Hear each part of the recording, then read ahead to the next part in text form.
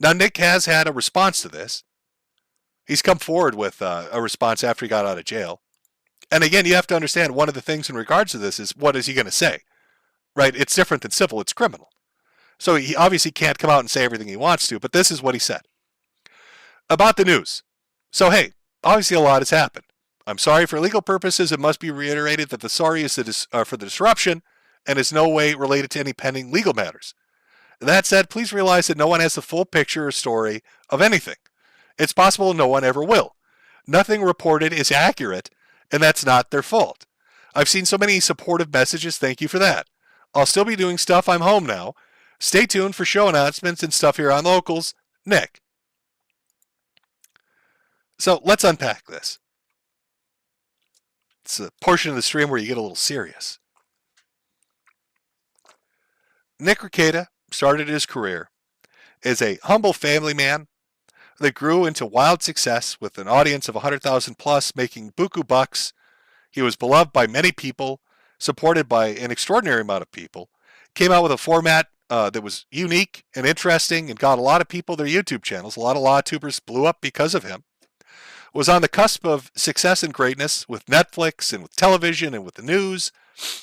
He was one of the people that really could have parlayed it into something incredible. But that success allowed his vices to take control of him. And these legal proceedings, whether they're true or not, have given you a glimpse behind the curtain, so to speak. Because you could take away all of this. You could take away the warrant. You could say it was bullshit and fraudulent and it should never have been. He could find a great argument to get out of any legal repercussions. They could say that the mandatory reporter was misinformed. They could find something. But the fact of the matter is, you still now know that a mistress was living there.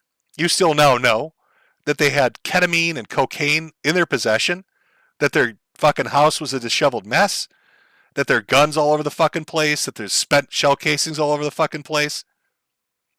As you see him descend deeper and deeper into drinking, you've watched a man throw away his success because this isn't even a midlife crisis. This isn't somebody wanting to sow their wild oats because they missed out on the opportunity. You had it all lined up for you, man. It was all there waiting for you to take it to the next level. You could have done amazing things. And instead you wanted to get high and get drunk and fuck sluts. And it's costing you everything. Your hubris and your ego about this are costing you.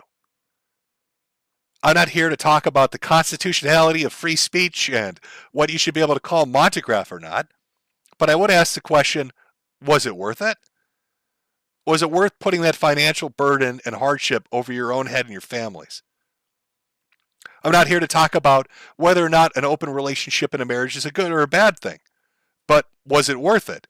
Seeing the destruction of Aaron and April's marriage and the effect that it's going to have on your marriage. I'm not here to talk about whether or not somebody should be a daily drinker or if they can be a functional alcoholic. But I'm going to ask you, was it worth it? Getting shit-faced drunk every night and watching your numbers diminish and your fan base shrink and your support go away? And I'm not going to sit here and talk about whether or not it's right or wrong to do illicit substances, whether that's shit that just got legalized in Minnesota like marijuana or completely illegal things like ketamine and cocaine. But again, I'll ask you, was it worth it? Having the police knock down your door and scare the shit out of your kids. Having your wife have to go through a booking proceeding.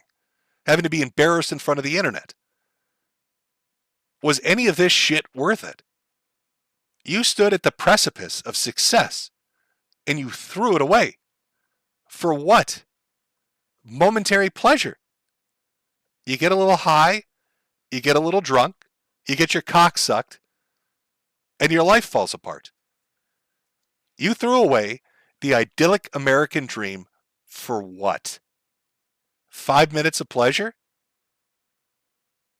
To all those people out there that want to get big in YouTube, this is a good example of really what not to do. You know, right now VTubing is becoming a big thing. A lot of VTubers out there are killing it. And great, good on them. I love it. You know, people like Peppa and Kirsch and all of them. You know, go out and cultivate your fan base, make your product, build your brand, make your money, and plan for your future. Don't get caught up in how famous or popular you are. Put your fucking money away. Buy a house, buy a car. Because by the time your curve is done in 3 or 4 or 5 years, you'll be so far ahead of the game. You'll be set on not having to worry about rent, not having to worry about mortgage, not having to worry about a car or debt or bullshit. You'll be able to live your life how you want to live it. You'll have a chance at that idyllic American dream. Don't do what Nick did. Don't let your ego get the better of you. Don't give in to the momentary dick suckings and cocaine binges and alcohol benders because you're popular for the moment. Don't let those daydream fantasies of revenge against people that told you you'd never make it overtake your rationality. Don't do what this guy did. Otherwise, it's going to be you in the booking photo. And you don't want that. You don't want to be the mugshot. Nobody does. You don't want to be Nick Rekieta with a black eye and people asking, why is his wife getting charged for physical abuse of the children? Why is a woman living in his house? Why is he so drunk? Why were there drugs found? Why was there guns found? Do you think this is something that's easily repaired, Nick? Or anybody watching this? It's not. The damage that's been done from this week alone will have repercussions throughout the rest of your life. It will be the underpinning of any argument you and your wife have about who's responsible for it and how badly things got fucked up.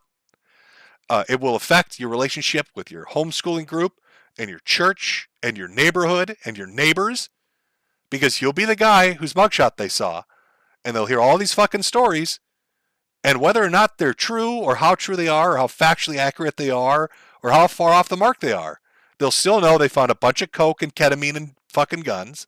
They'll still know some chick you were banging was living there, and they'll ask themselves, what kind of neighbor is this guy? And how fucking reliable is he? I just don't get it. I don't know what happened, man. You really were one of the people that had the best chance, Nick. You really were. You really had the best chance of turning it into something amazing. And I don't know why you've thrown it away. And I don't understand I can't comprehend why you've thrown it away for so little.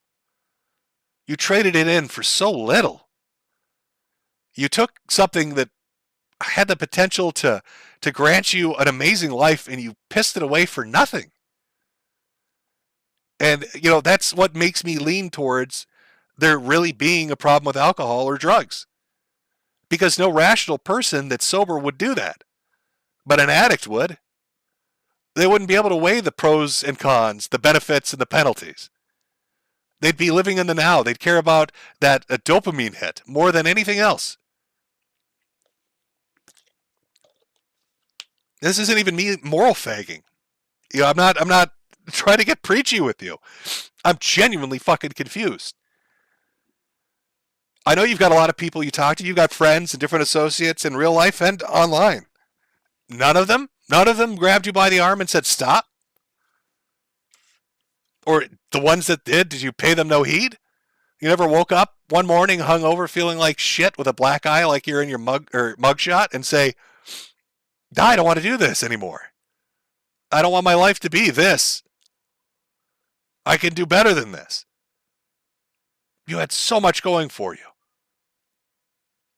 Your kids would have grown up and said, that's my dad on television. That guy is my dad, and he's on TV because he's smart and he's successful and he's motivated, and people fucking love the shit that he does. That's where you were. They would have been going to school and bragging. Now what the fuck are they going to say? Oh yeah, that's my dad in the mugshot. Why would you throw it away, man? Why would you piss that away? I just don't get it. I really don't.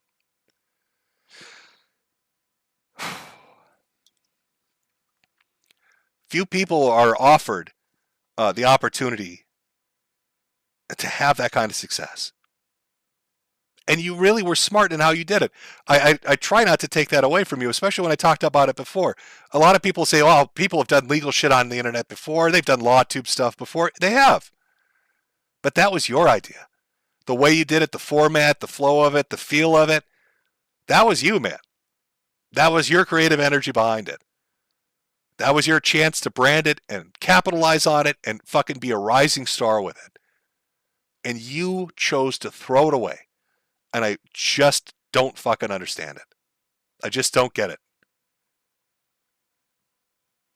I hope I hope there's not abuse shit going on with the kids. I hope that the fucking mandatory reporter brought up concerns that were just related to drug use.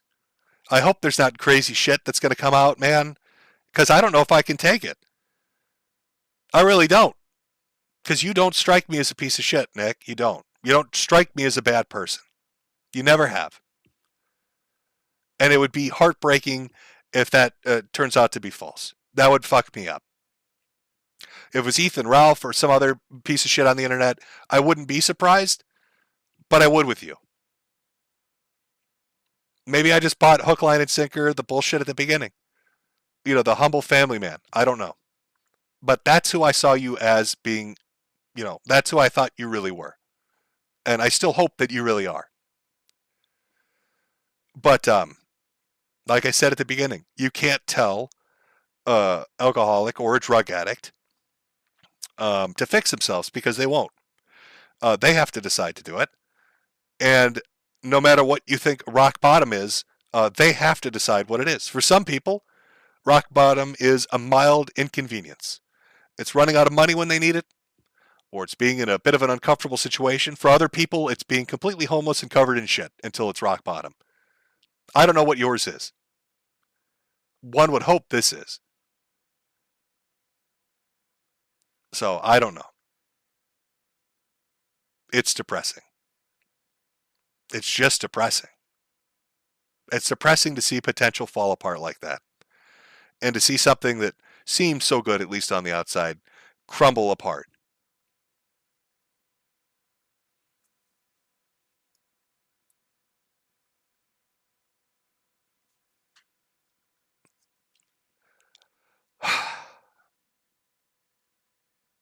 You're such an idiot, man. You're such a fucking idiot. I wish you the best, Nick. I do. I hope you get through it. I hope you fix yourself. I hope I hope you can fix this. Because it would be sad to see a good family torn apart over shit like this. And it's shit that's going to live with your family, with your kids and your wife. And it's it's not going to go away. But it is something you could repair if you put the effort into it. And I don't know if you'll ever see the same success you saw on YouTube again, but you could still climb back and you could still have a happy life. You could still have that ideal life that most people seem to strive for. And I just hope that you're not stupid enough to not try. I hope that you're smart enough to understand that you could get it if you really put in the effort. I don't know what started this all. I don't know why you decided to go down the path that you did. But I think, based on my interactions with you, that you're a better man than that, and that you could still fix it. I know it's easy for a lot of people to shit on you and just do it unrepentantly, and that's fine. I'm not here to judge. Everybody's got their own opinion. But I can't reconcile what you are now with what I was introduced to.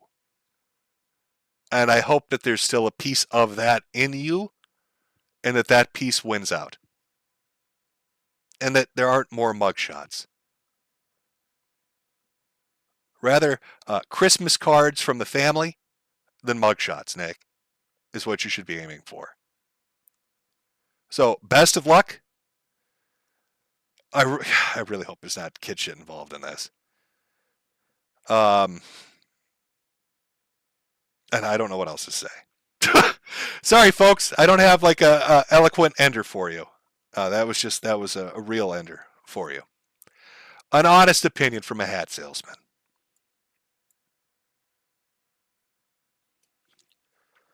So we went for 4 hours on a depressing subject at the end there. Um, it was supposed to be, like I said, a Tomlinson Larson stream. We're gonna have some laughs talking about pepperonis and all that shit. And instead, we watched the downfall of a guy that really had it all and threw it away. I don't know. We'll see where it goes. We'll see where the story goes. We'll see what the next chapter holds. Chat. As for the humble hat salesman whose side feels like it's going to fucking explode here, I will read a few more of the super chats from Cash App and from Ko-Fi as best I can. If I miss yours, I apologize, but I usually don't do very long streams, and we've been going for about 4 hours now. And that's about my limit. I told you it'd be a bit of a longer stream. It was. I tried to make my way through it as best I could. Look at Jim Bean. Oh my God, Counselor Jim Bean, such a nice guy. Yeah, don't forget, I'm also selling merch based on his misery. Oh, I'm such a cunt. Remember, Metokur.myshopify.com, not practicing merchandise. Get yourself a hat, a glass, a shirt, and a puzzle piece, and then buy a poster as well. Because I am an asshole too. We're all just pieces of shit, just by varying degrees. Welcome to the adult life. The best you can do is try to be the smallest piece of shit that you can be. That's what you're aiming for. That's what you should be aiming for, folks. On this sacred George Floyd Remembrance Day on our Memorial Weekend. Okay.